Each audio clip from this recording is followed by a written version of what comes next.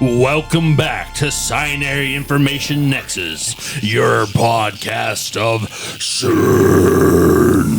Welcome back, everyone, to another episode. It is Friday, February 20th, and today we have a lot to talk about because we're going to talk about alert fatigue. But first, as always, I am joined by my colleagues, Joseph Hamilton, Yo. Hunter Isham, and Mario Ortiz. I'm back. Yeah, you are back, but Brazos is gone now. You know, An what can eye I for an say? eye. Is that what it is? Yes, sir. An eye for an arm. Brazos has been traveling for the past couple of weeks, and trying to spread the good word of Scinary. Him and John were in Tennessee this week, which is why he's not on the podcast. Last week, I don't know, I forgot where he was at last week, but that's the reason why he was not on that podcast last week. And it's the podcast that nobody will ever see because I corrupted the damn files when I was trying to get them uploaded to Brian. So For a short fee of $5.99, you can uncorrupt that file. right, exactly. Yeah, we could actually do forensics on it if you have the cash. Well, With a $5,000 retainer. I'm not sure it's even worth We it. have the technology. I'm not. Just not the money.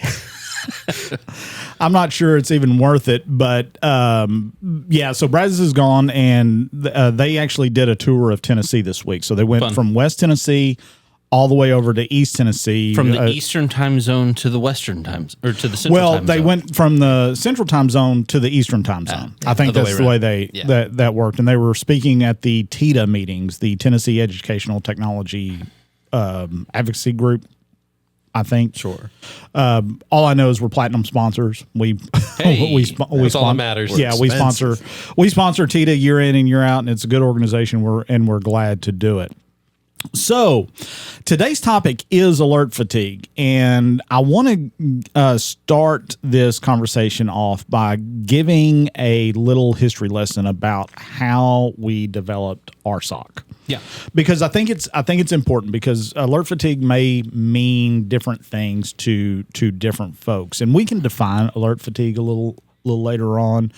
But just for those who are listening, when Donald and I started out and we decided that we were going to create a security operations center, we had experience with other outsourced security operations centers. Mm-hmm. And so everything that those guys didn't do that we wanted to see, we kind of incorporated into our vision of what a security operations center should be. You fast forward a number of years, we get to speak with a lot of other people that are running SOCs and asking them, "Hey, how do you handle this kind of thing?" And it's vastly different. Yeah. In a lot of cases. That's because we didn't model ours off what everybody else was doing. We modeled ours off what we wanted to see as a consumer of SOC services. And so that's really kind of where we developed the Scinary SOC concept. And that is, based on risk, what are we seeing? And then get that information to the client as quick as we can. Right. Right. Because, and this will get into alert fatigue a little bit, because we don't have intimate knowledge of the network, right? So whenever we do see RMM software, and we've never seen that before, our brains as SOC analysts go to the attack chain and how this can how this could be bad. So immediately when we see that, we're like, okay, it may not be an attack, but we need to get this to the client to make them aware. We've never seen this on your network before, but it could be, part of an attack chain. Well, and I want to go a little bit deeper even than that. So we don't start with intimate knowledge of a network. We try to build that knowledge with the client over time. That's true. And you'll hear other SOC offerings out there talk about like automated or AI that will learn your network and everything else like that. The problem majorly there is with false positives and with, honestly, legitimate applications. Living off the land is one of the major things, and you can try to do behavioral heuristic things, but unless you know what that organization needs, you're not going to be able to do that. Right. Because there's too many use cases that would fit a normal pattern for a user to do things that may not fit the organization's use of that tool. And then an attacker doing it won't get caught by those heuristic or behavioral patterns. So what we try to do is we try to use a more humanistic approach of building that path of knowledge with the client over time, which oftentimes helps our clients, because we've talked in previous episodes about the sprawl of the public sector, especially K through 12, and how it becomes very easy for there to be rogue devices, shadow IT, all these different kind of things over time. So we help them build knowledge of their own network while we're trying to build our knowledge set of what is expected. And that can mean whenever we start out very verbose. Yeah, and one thing I was thinking about too was, a lot of the softwares, applications, programs, devices out there, they like to, the AI stuff or, the heuristic analysis of it all. But a lot of times when we go in, there's been times when we've gone in and we've deployed our SIEM and they were already compromised. So it's tough for a lot of those programs that have those baselines if they come in and there's already something malicious on the network. Right. We think about that with the tools we use. If we have an application blocker, well, if there was already something malicious on that endpoint, that's an approved software. That fit in the baseline. So it's not going to be disallowed in the future. Yeah. So that's just another issue with those. Yeah, and it's tough. It's tough from a defender standpoint, and 100%. It's tough from a client standpoint, like our clients, because we're going to send you stuff that's anomalous. It may not be malicious, right? But it is anomalous, and especially with, say, RMM software or PowerShell that we see on the network. If we see that stuff, we want you to know about it, because it's in attack chains. That's exactly how an attack chain starts, right? In fact, I was thinking about this before we started recording. You know what would make our lives so much harder?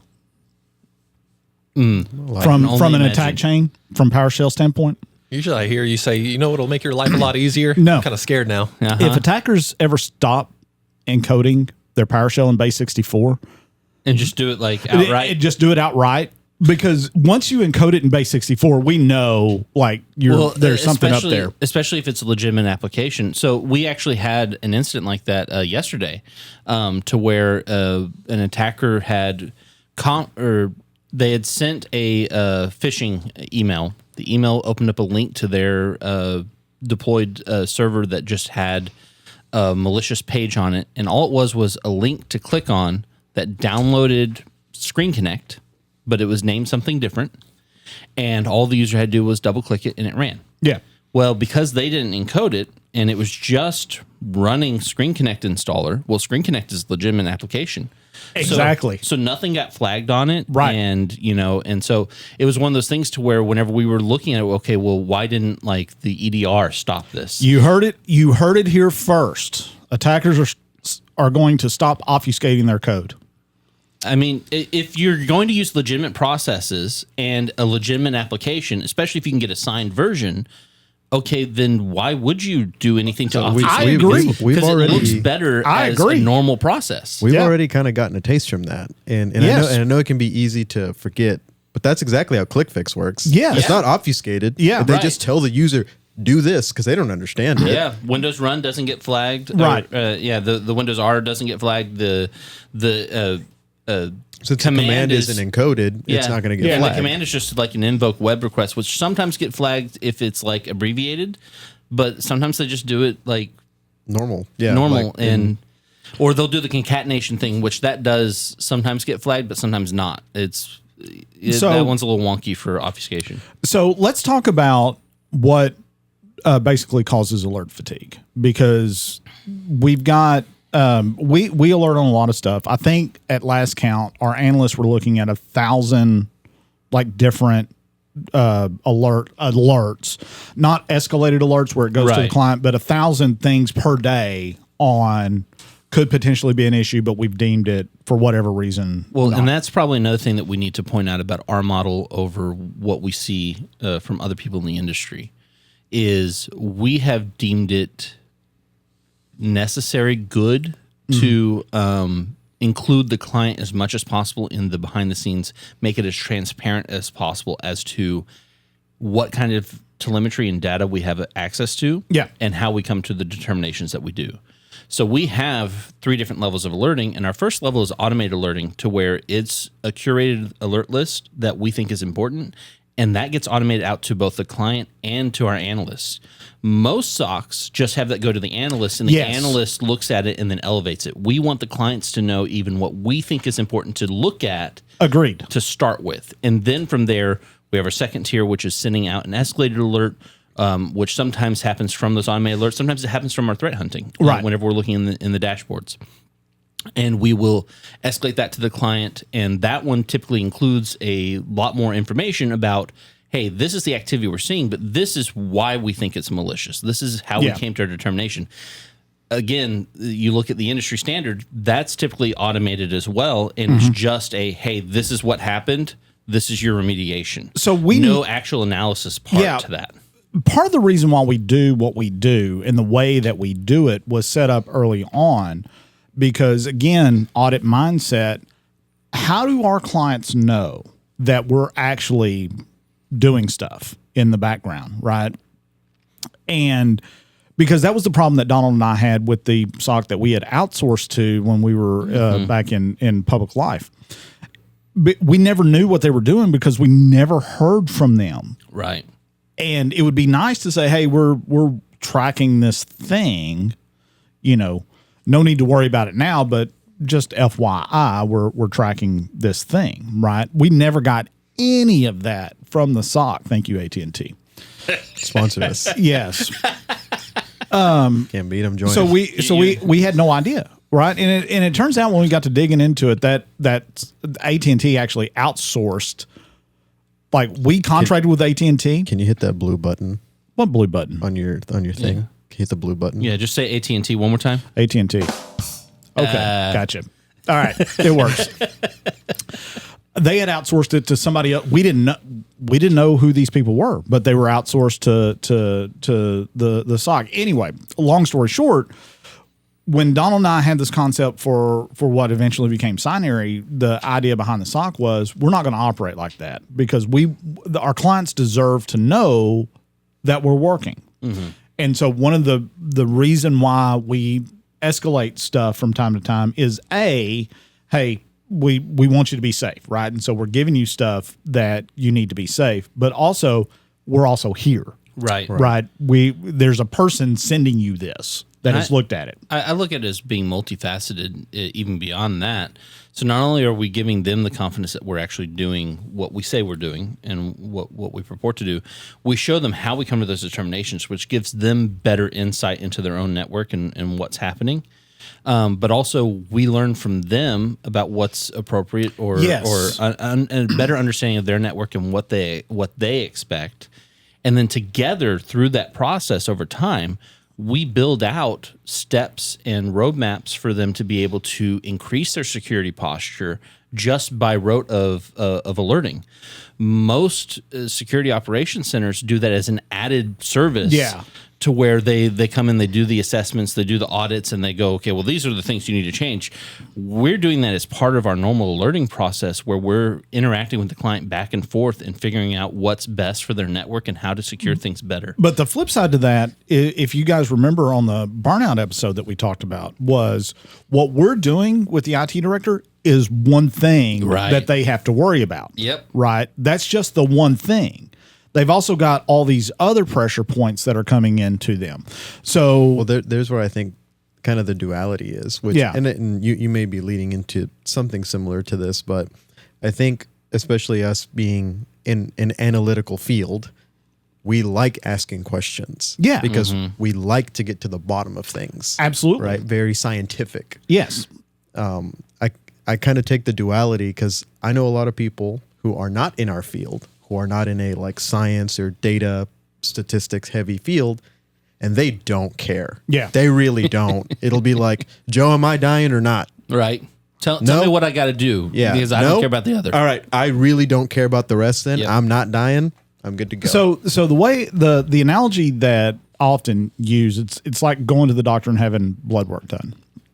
They will send you the results of the blood work and you look at all this stuff and if everything's fine, like you may not even understand Like your hemoglobin. All you're going to look for is either a green check mark or a red X mark on that piece of paper. Exactly. That is all you're looking for. Exactly. And so you may not even understand, the CBC differential, whatever that is. But by looking at that everything is within parameters, or there's something that's abnormal, or what have you on that.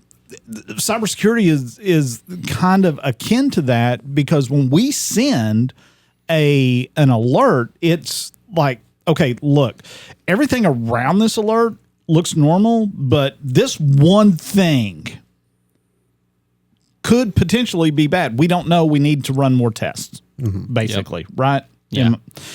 So my point to all that is that can freak some people out. Yeah. Well, especially whenever, so we've done something over the last year that may or may not have helped. I feel like it has helped in some regards, but it's definitely also caused some undue stress that may be a bad thing on our part, which is we've increased the amount of times that we've been willing to just call the client. Yeah. Some things are easier as a conversation. They don't necessarily need to be an email. We typically follow up with an email just for record keeping purposes, and so that they have something concrete they can refer back to. But we've increased the amount that the SOC is willing to just call up the client. So the thing that leads to is when Brazos first started with me and his desk phone rang and he froze. So yeah, there's that side of it. But also on the client side, they see Scinary on that caller ID and they go, oh no. Yeah. What just happened? Exactly. And if their response is always, that elevated, we tell them whenever we call, it may be important. They need to pick up. So Brazos had some feedback this week in Tennessee for me, because one of the things I do on Fridays, besides host this very lovely, very popular podcast, the best podcast, absolutely the best. China. Can we do that? Oh, we definitely can't do that one. Oh, okay. Is it China, copyrighted? China Yes. bad. Okay. Okay. Anyway, he told me that I need to stop calling clients because what has wound up happening is when I call them just to check on them, they don't know that it's me calling. Right. It's Scinary calling. True. And when I call them, their first response is, they've already run through the scenario. It takes a microsecond for them to run through the scenario. I've been ransomware, game over. I got to find a new place to live. I'm going to lose my job. They've already done that before they even picked up the phone, right? He had one client tell Richard to stop doing that. Yeah. It's unnecessary. It's like, all right. And so you'll appreciate that. Well, I mean, how often do you get a call from your doctor and you're like, oh boy, I want to answer this phone call? That's fair enough. Yeah, if I see on my phone it says Baylor Scott and White, I'm like, it's over. I'm losing a kidney, losing my big toe. That's fair. Yeah. I didn't think about it in those terms. Funeral home called. Oh shit. They're ahead of this. We're thing. just wanting to let you know about our new line of caskets. That's all. Yeah. So that's the thing, right? That's the thing. So to any clients that are listening, you will no longer get a call from me on a Friday asking you how you are. And I know a lot of them, basically on a personal level. I've got to know them over the years. So yeah, I'm not going to be asking about your wife and the kids and mom and dad and all of that. Just know that I'm here if you need me. Right. Call us. We're always here. We're So you're like a therapist, I can absolutely be a therapist. a cyber therapist. Would you like to expand on that? It'll be for later. We can make a business model out of it. Let's go next door. No, so I do want to make a differentiation, I think, here between two things that we see whenever it comes to fatigue, right? So there's what we've talked about in the past, especially like with the burnout episode from the analyst side, which is data fatigue. Yeah. And that's whenever you're looking at things so often that the lines start running together. It's not that you're not trying to find things, but it's starting to lose its meaning a little bit to you. But you're still trying to find patterns and what have you. So there's still like this engagement to the data, but it's frying your brain while you're doing it. then you have what we're talking about today, which is alert fatigue. And for me, alert fatigue is kind of like what you get with. So a thing that I worry about actually around here is every Friday, first Friday of the month, we drink. No, they put out the warning sirens, right? And we hear the weird warning sirens out here and every first Friday of the month, and it's about to be storm season around here too. Yeah. So what happens on the one weird first Friday of the month where we actually have like a tornado touchdown? Well, everyone's going to go, oh, well, there's that warning system again. I guess they're testing. Yeah, But that is at its core what alert fatigue is. It's this idea that you get so used to having benign things elevated to you, or to things that you just go, okay, well, we looked down that rabbit hole and that was nothing, and you start to get to a point to where it's like, oh, they just call in order to check on things. This one's probably not important. I can skip this. Was it the Home Depot hack or the Target hack? One of those of like 2015, 2016, they had firewall appliance or whatever in place. Probably Target. I think that was Target. Yeah, Yeah, that was Target. And that thing was going off all the time. And so the internal IT team was like, I'm not doing this. And so they just started ignoring it. Alerts, and they got popped really bad. Yeah, I mean, it wasn't ransomware, but it was like The credit card numbers, right? Yeah, this data exfil. Yeah. Well, so it was really sophisticated that they got into the HVAC, right? Well, they come in through the HVAC, but they actually got to the systems itself and was able, when you scan a card in, the when it hits the payment gateway, it's encrypted at that point. But the RAM inside the machine reads it. So it's in clear text in the RAM. And so they were able to extract RAM and get all of that stuff. Yeah, it was pretty slick. We don't get ransomware attacks like that anymore, or cyber attacks like that anymore. Where you can stop them because you can now it's just get in, get out, make it quick, destroy. Yeah, script kiddies. Yeah. I mean, yeah. If you're going to be, there were real hackers back in the day. This new real generation hackers, of hackers just Yeah. doesn't. They don't care. Yeah. You know what? Try harder. Exactly. Stop obfuscating your shit, and making it easy for us to catch. I know we've been talking about alert fatigue, but whenever we're talking about it, do we care more about the clients getting alert fatigue, Yes, absolutely. Our employees getting alert fatigue? No, is there a difference? No. From my perspective, I'm most worried about the clients getting alert fatigue. So that goes back to my point that I was making, which I feel like on the analyst side, you end up with data fatigue. Because at the end of the day, they're looking at some alerts, but they look at so much data related to the clients that the alerts are just another piece of data. It's just another point on their graph, right? Whereas the clients, the only thing they interface is with the alerts, which are supposed to be this elevated risk, right? And if you always get this elevated risk alert that then ends up being, okay, well, that shouldn't have been elevated risk, you start getting this false sense of security or a false understanding of what the alert system is. So a lot of this is, and so first of all, I want to say that I think we do a really good job of going through those dashboards, threat hunting, pulling out stuff that's anomalous on client systems. We deal in education primarily, but also local government. All of that stuff is meant to be basically open. It's not a Fortune 500 company. Right. You've got folks on there that can connect to guests. Maybe they can plug into a port via Ethernet, stuff like that. Sorry, Greg, if you're listening, I know you don't allow that, but there's other people that do. All kinds of networks, all kinds. So if you've got a board member, say a school board member, that comes into a school board meeting, and say it's the meeting where they're going to approve the student handbook and the employee handbook for the upcoming year, those meetings often run till midnight, 1 a.m. Yeah. You're our client. That school board member comes in, and they're using Dropbox at 1 a.m. That is going to freak us out. Right. How many times have we seen Dropbox used in ransomware attacks or cyber attacks?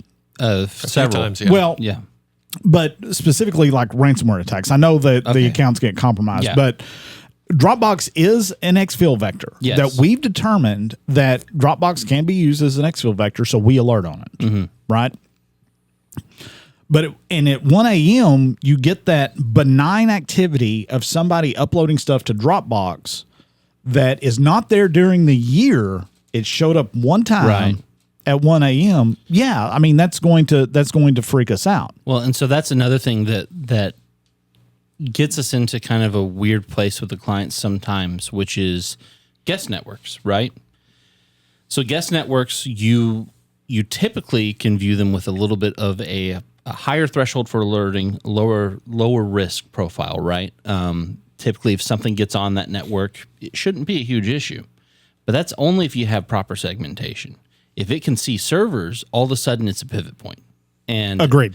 And any student that gets malware on their phone could potentially have a network scan go off and then say, oh, there's a server I like. Let's pivot over to that. Now, most of your malware that's targeting like phones is not going to be trying for that, but it's not like it doesn't exist. And it's very hard to always differentiate whenever you have DHCP or AP points, whether it is just phones or whether there's also laptops or desktops on that range as well. Right. So in my scenario, it's not like we can see user agents. This isn't an iOS user agent, right? If it's an iOS user agent, okay, maybe we put it in a weekly report. Hey, we saw this, but it's not that big a deal, right? But when you're looking at a Windows machine, right, and we don't know what the guest range is, and assuming they're hooked up to guest, they may be hooked up to the production network. Or even if we do know what the guest range is, but we don't know that it's segmented, we still have to ask, hey, does it have visibility on the servers? Because if it does, this is a potential issue now. I think traditionally for art alerting is that we see it's on a live network because it's staff using it. That's our kind of concern. It's like, something on the admin's range is using Dropbox for the first time ever. So we had one. We had one early. That happens a lot. We had one early this morning where our Omega team alerted on one, and it was Tor traffic. Yeah, right. It was Tor traffic, and it was coming into one endpoint. And the first question I asked was, "Do we have threat down on that endpoint?" Nope. Like, well, crap. Right. Do we have any telemetry on what that range is? Nope. Well, crap. Right. Go ahead and call them. Yeah, because that's the only thing that we're left with. And it was to be clear, it was a huge spike, and it started at like 5 a.m., 6 a.m. in the morning, which is a little bit before you would expect students to really be on campus. Yes, so absolutely. It was very anomalous. Yeah, so it's one of those things where it's like, oh, okay, well. And it was never seen before. Right. And it was hitting all the right ports. Definitely Tor. I mean, it had to be Tor. Shout out Night Crew. Yes. Right. Yeah, absolutely. But there is our side of the job. Right. Right. And then there is the IT director side of the job. And we get paid to help keep their stuff safe, right? Yeah. That's what they pay us for. A lot of times we have to reach out to them to get information about what we are seeing in our telemetry, right? Because we don't have all the answers. Mm-hmm.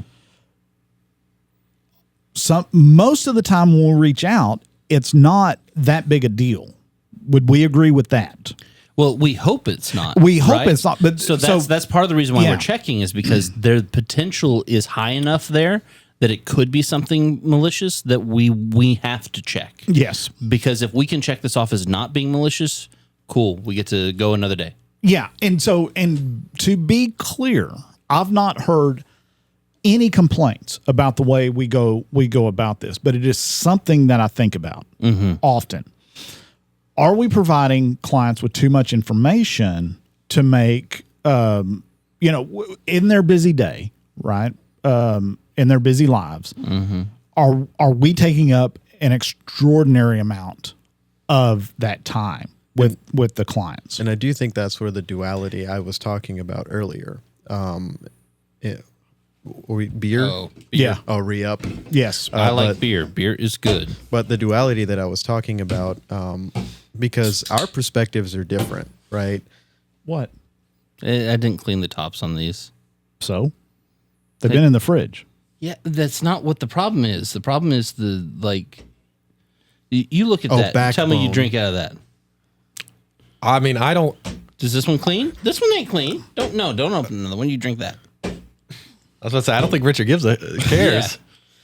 Anyways, Sorry. Brother, I was at Shiner Fest in 1997. There's a lot nastier. Shiner Fest? Yeah. Damn. Work on trying to clean it up. But Yeah. we're at a different perspective, and I think all of us here understand. And I've heard our analysts speak about it. But we are providing a service. We are here to secure. We are here to protect our clients, and for that, we all give 110%. I see them out there. They give their lives there. Absolutely.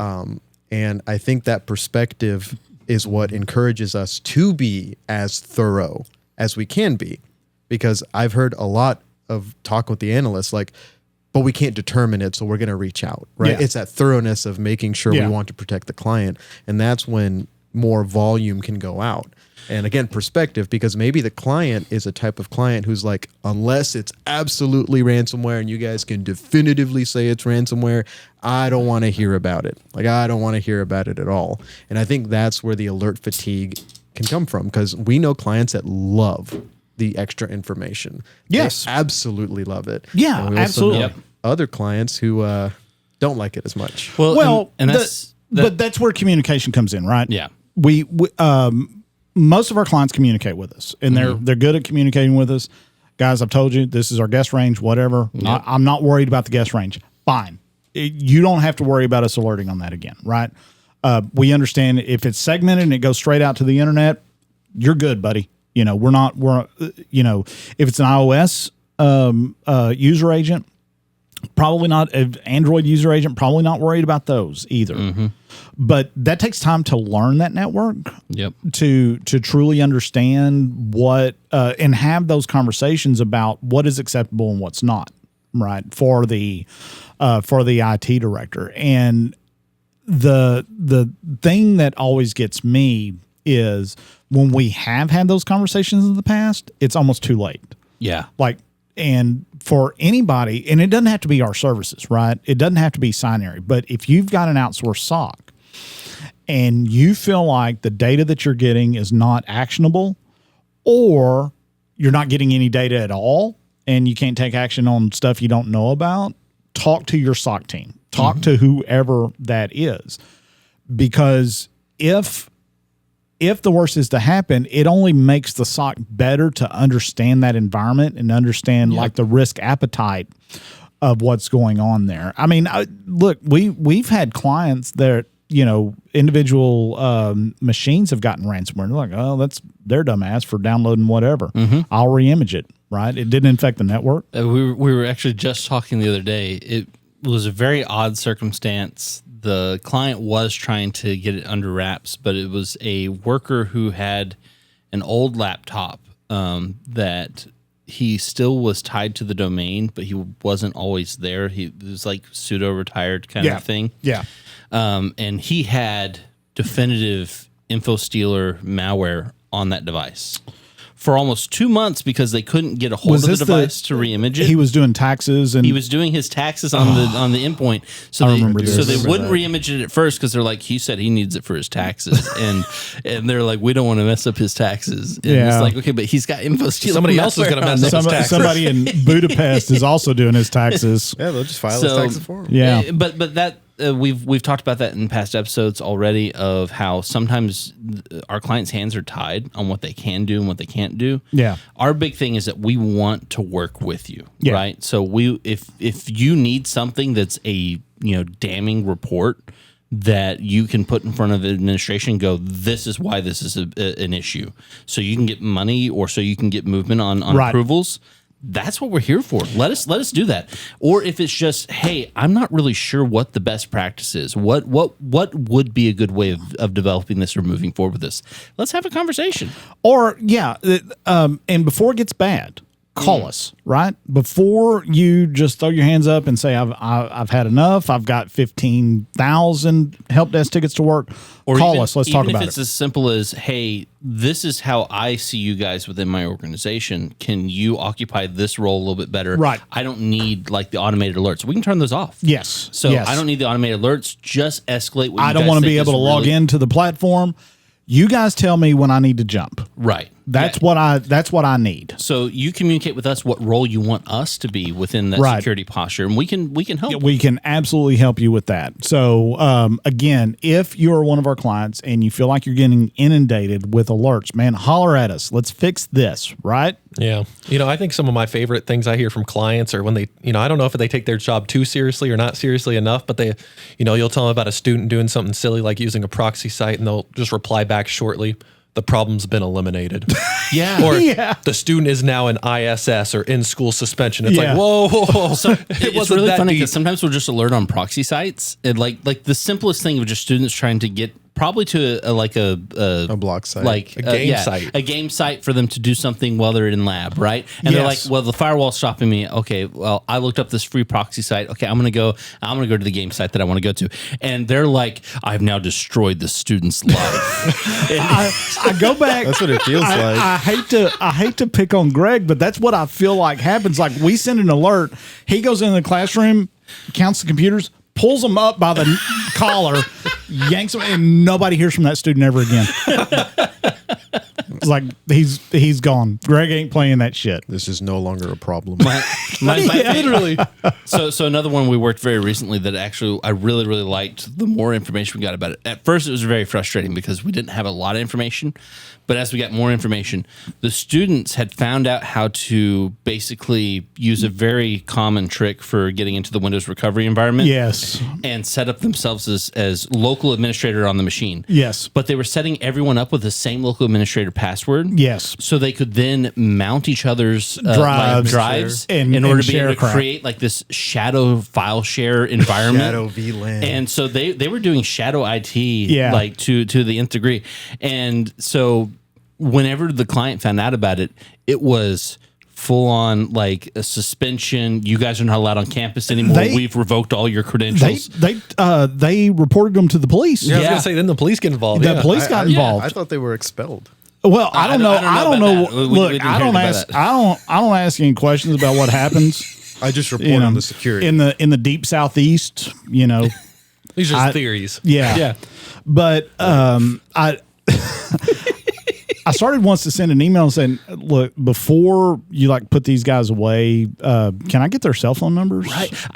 I really want to ask about internship on the call, but I was told that would be gauche. Yeah. So Just a little bit. I don't know what that means, but okay. But it's your left hand. Okay. I don't know what that means. But here's the thing. You're dealing with, especially like in K-12 environments, you're dealing with kids that have grown up with all this stuff and kind of get it innately. And so sometimes, and this is what I told the client in that case, I was like, I'm actually glad that they did that because that's a vector that I wasn't even aware of, like somebody could exploit. Right now, it takes physical access to the machine. They have to and be all there. And honestly, it's one of those things to where I'd be more worried about the student accidentally opening up something externally or network wide. Yeah. That then could be leveraged by an attacker who got in, rather than the student necessarily doing something. I got to be honest with you; it sounded very much like a young 15-year-old Donald LaForce. Actually, so whenever we were investigating it, Donald goes, "Yeah, so I used to do that whenever I was in high school." Donald, well, it's not helping it out, huh? He's like, it's just some kids being kids. He's like, that's actually very standard. We were doing that left and right. It's actually standard operating procedure for this kind of operation they have going on here. All right. Speaking of Mr. LaForce, I want to change the topic right quick to the crap that is private equity and corporate technology. Let's talk about that time yet. What? Well, yeah, we got 20 minutes. All right, perfect. We got plenty of time. So I want to talk about Tenable. See, here I thought you were going to talk about the Ivanti thing. We were going to talk about the Ivanti thing, but we're going to talk about Tenable. So Tenable owns a tool called Nessus, vulnerability scanner. We have utilized Nessus. I've utilized Nessus back when it was a fork of OpenVAS, right? So going way back, because Nessus used to be, or I think Nessus was open source and OpenVAS was a fork of Nessus. So Nessus and I were tight. We go way back.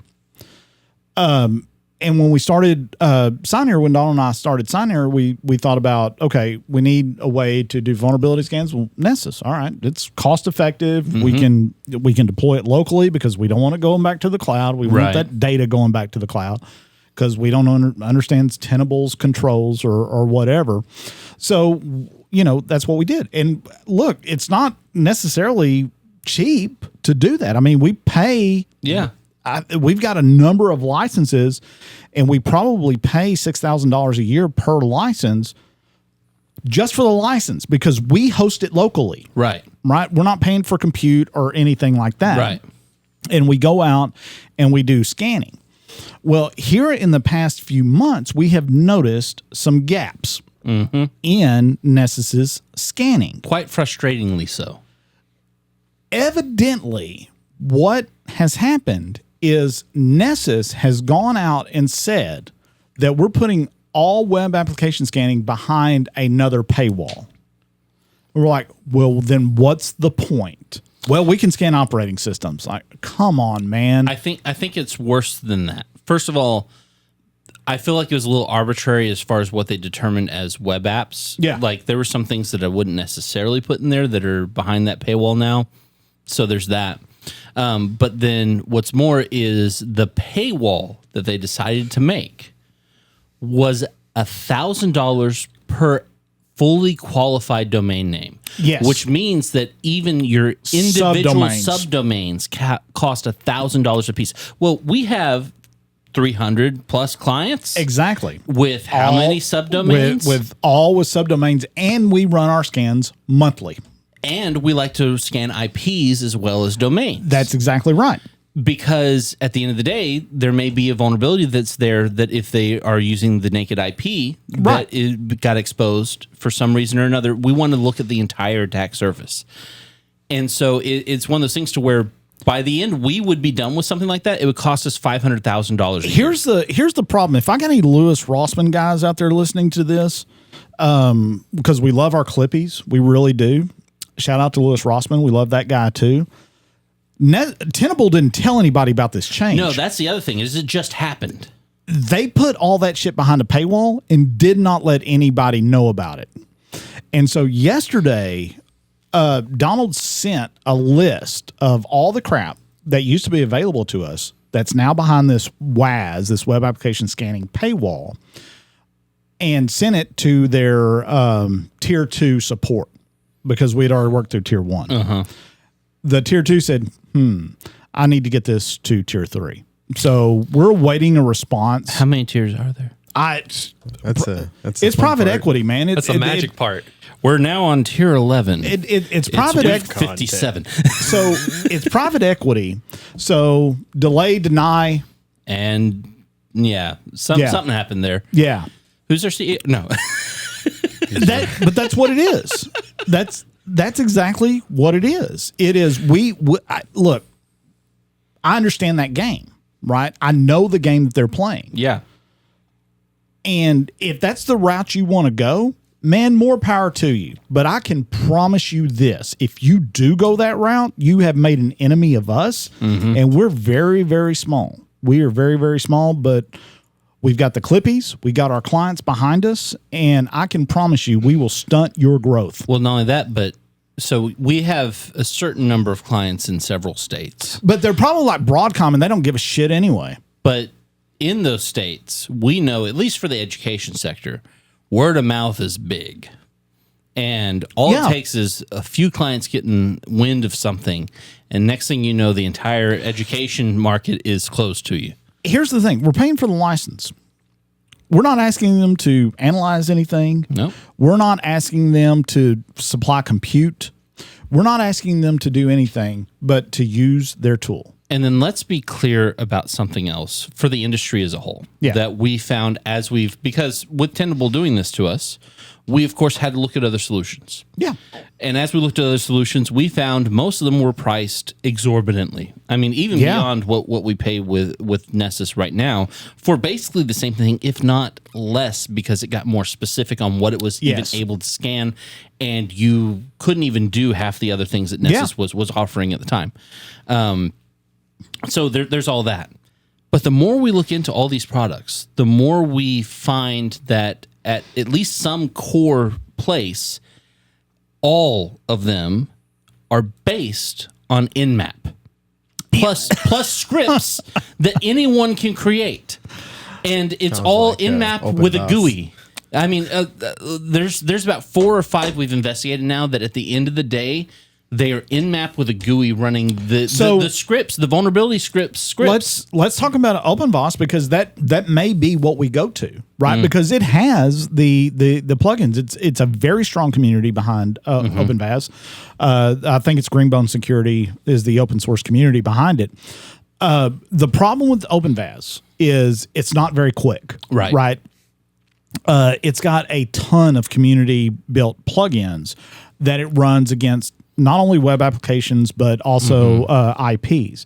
So it takes probably 3 times as long to run that scan, which my contention is we can probably build out configs on the OpenVAS API. That's the biggest thing on the OpenVAS side, is that the configuration administration side becomes a lot more exorbitant. Yeah. But it's not doable, right? It just is a lot more. Yeah, magic. It's all not doable. Yeah.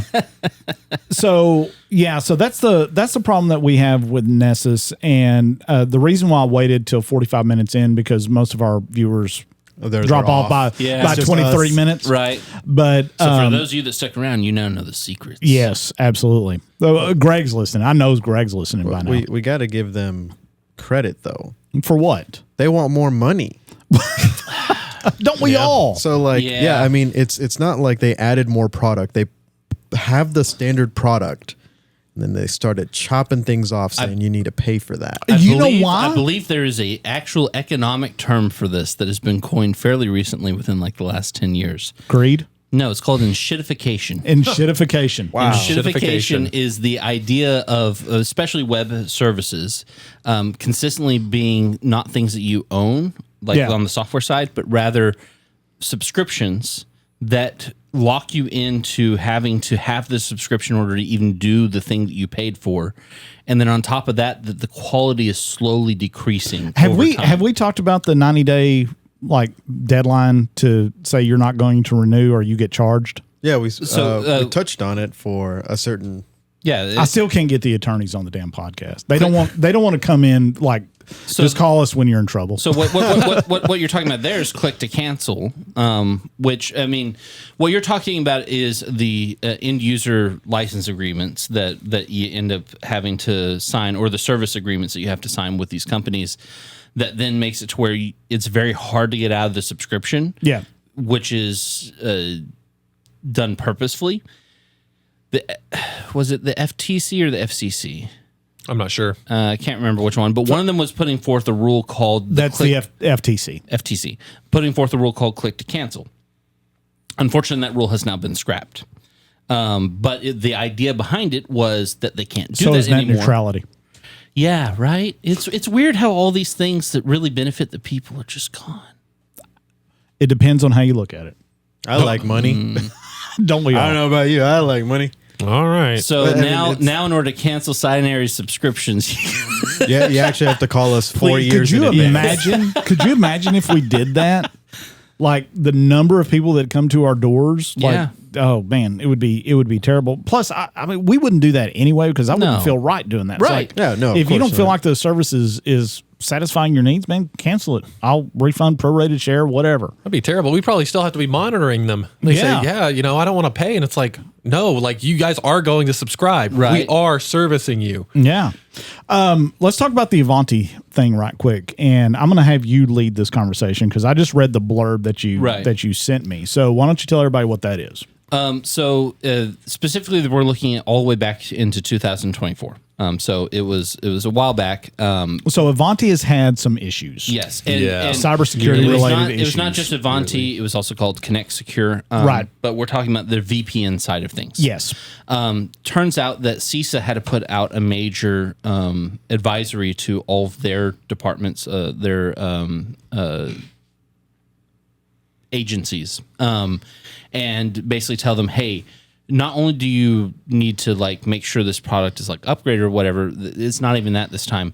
We want you to remove this product from your environment. Yes, they did. I remember when they did that because they did that late summer last year. Like right. CISA was shitting the bed on this. Yeah.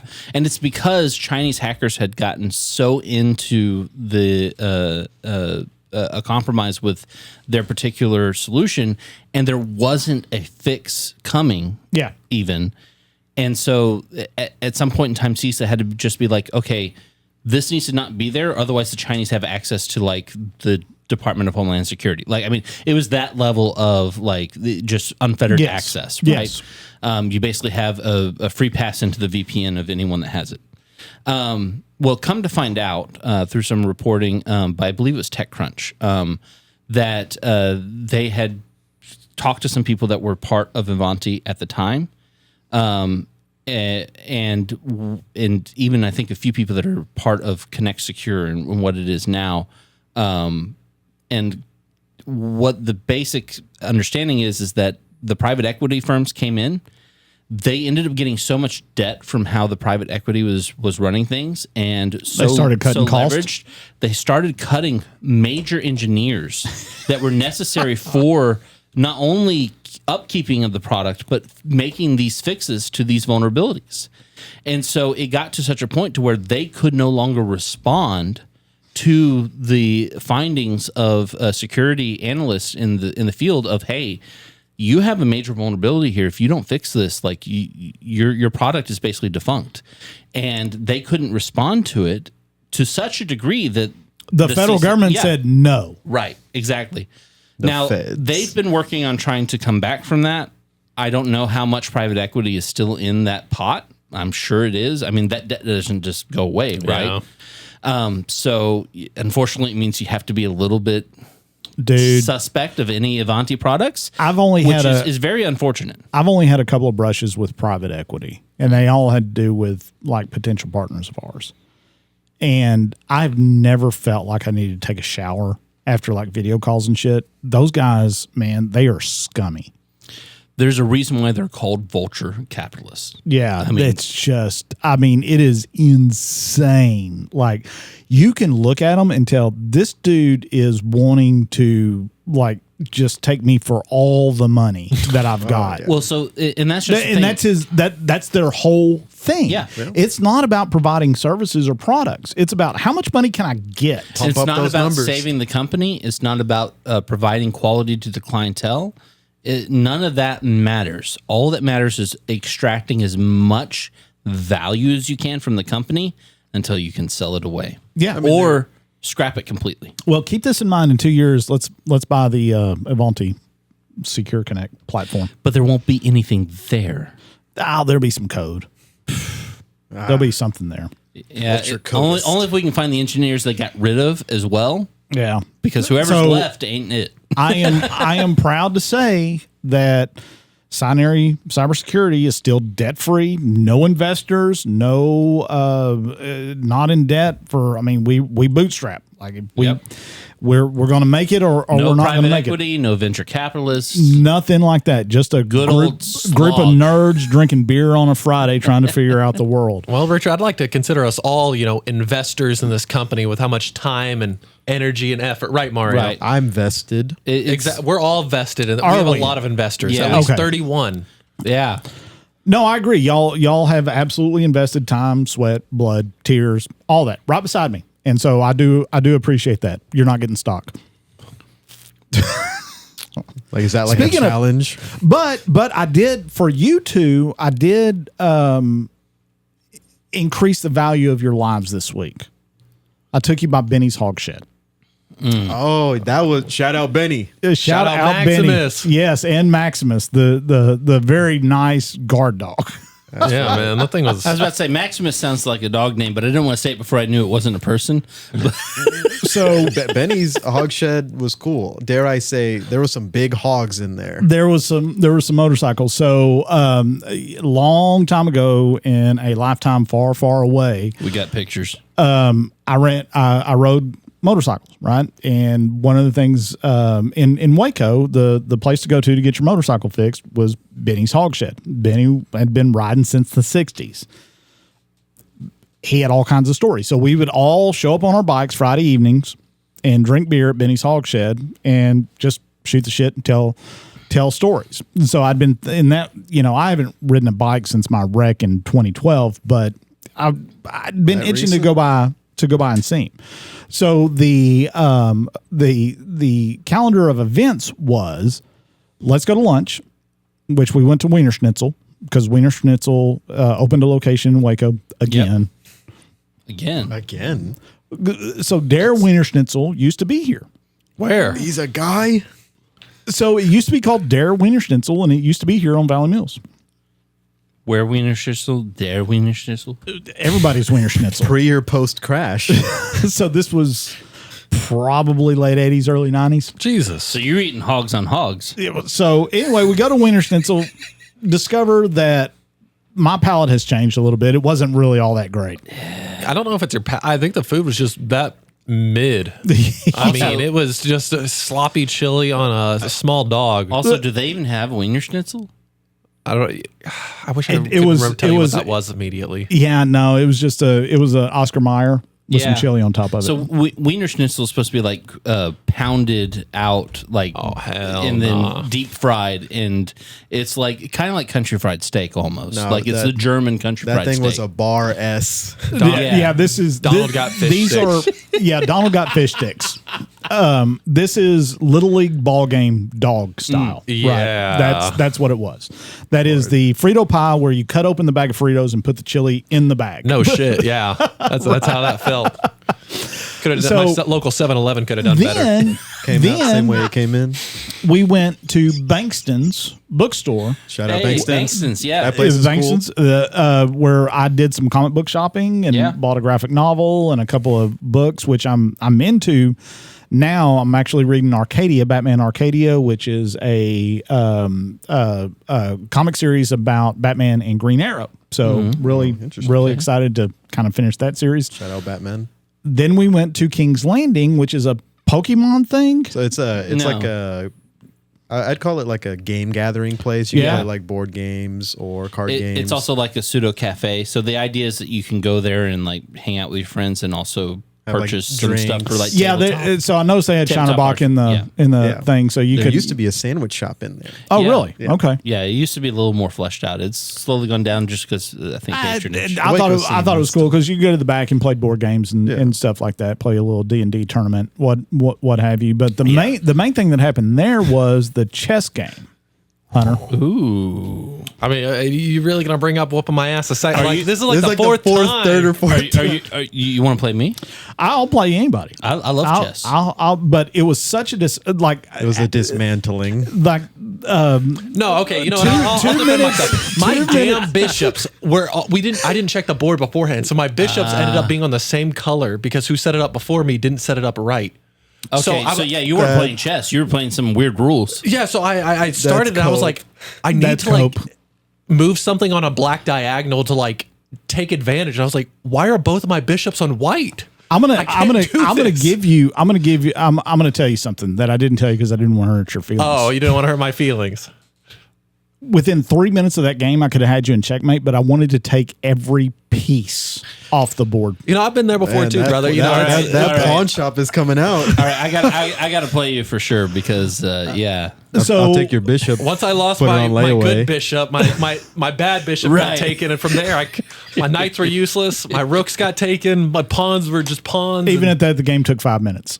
No, yeah, it was pretty quick. Yeah. I'll be honest. My ass got whooped in a timely fashion. So then we went to the hood, And first we went to the Army surplus store. Oh That my God. no longer exists. It was not the Army surplus store.